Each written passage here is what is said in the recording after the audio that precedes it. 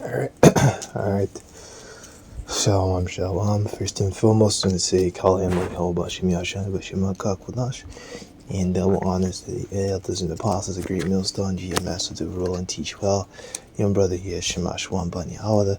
Today we're going to get into this little news article I found. Right, Putin unlikely to come to the negotiation table, regardless of who wins the U.S. election.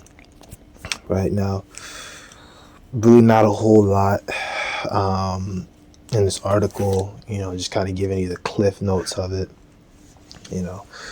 Kamala wants to continue the policy of Biden, right, which is supportive of Ukraine. Trump, of course, he's been, whole time saying, man, if I was in, it would be peace right now. Man, if I was in, there would be peace right now. If I was in, there would be, So you got these two different ideologies. Now, I don't want to get into debate where, hey, if Trump does win, because another election is ending in a couple of days. Well, it's coming, pretty soon. I don't really know the full timeline. And I was looking at some things. It looks really close, apparently, according to like polls and shit. As we know, pertaining to Deuteronomy 17 and 15, we are not allowed to put a king above us who is not of our people. And as we've noticed, even the other apostle Tar said, because he's not the only elder apostle, not the only elder, but you know what I mean. Just want to put that out there. That I'm not saying that. I believe in the doctrine 100%. I think I said double honors already, but I believe in the doctrine 100%. I'm 10 toes down for this thing, man. We all gotta lock in. We gotta lock into this thing, and daily pump, video, day. Let's go. All right, no stopping, right? But as I was saying, hey man, regardless of who wins, my point is that World War III is still gonna come down. The MOTB is still gonna come down. So both candidates is lying when they say that the future of America is looking great, because regardless of who's into office, this country and the way this country looks is going to start looking like the purge, and actually much worse than the purge, right? Full societal unrest that's continue all the way up to the missiles coming down, right?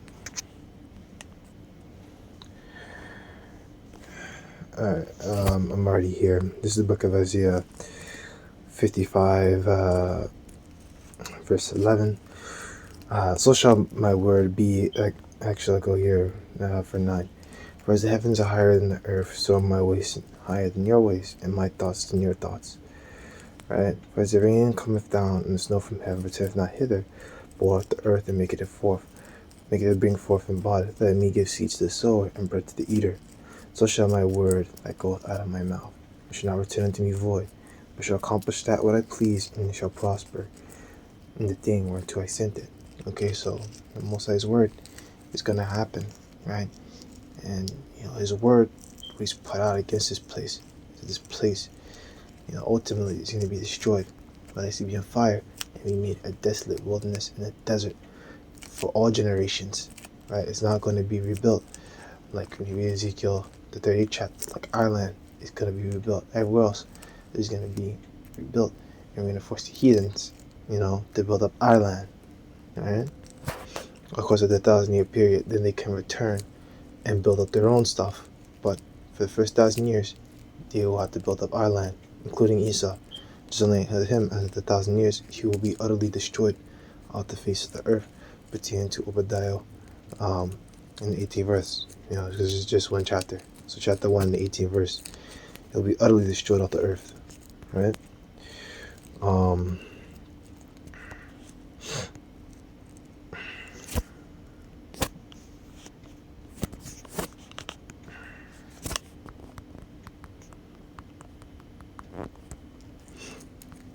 This is the book of Proverbs. It's probably Kings.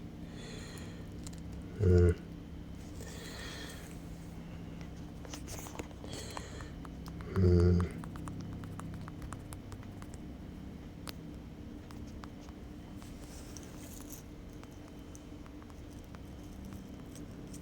I'll just Google it if I can't find it. It's okay. You know. Yeah. This is the book of Proverbs 21:1.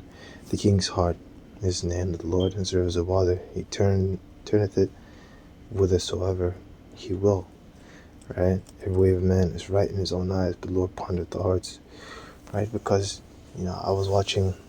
I didn't watch the Kamala rally yet, but in the Trump rally, you got all these guys coming out here saying that they're right and that the future of America is going to be great. You have Elon Musk saying the future of America is going to be great.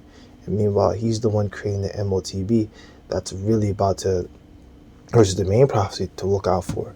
So that's why, I mean, you're like, oh man, are you so aggressive? Yeah, I'm going to be aggressive about it. That thing is terrible.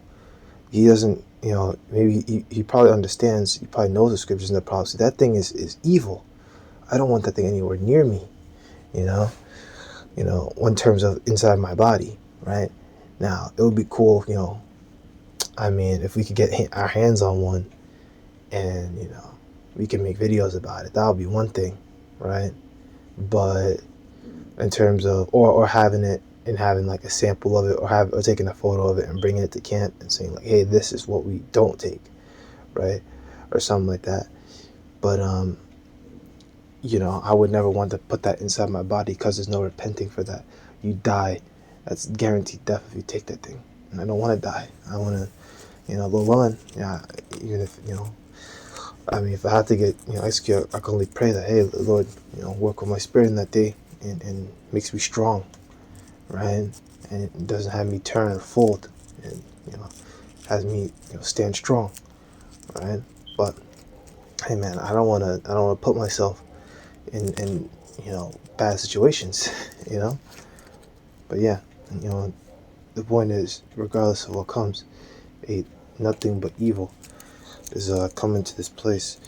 This is the book of 2 Timothy 3:1.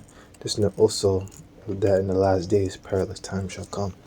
Alright, so perilous times are coming, meaning full of evil, full of evil, not far from evil, full of evil. Peaceful times are not coming to this land. It's not going to be like in Rome where they said the Pax Romana or something. There will be no Pax Americana, there'll be no peace here. Only war, death, pestilence, everything you read about in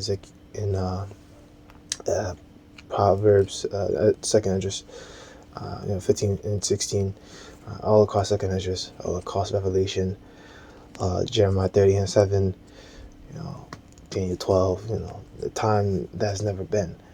Since there was a time, since there was a nation, a very dark time, you know,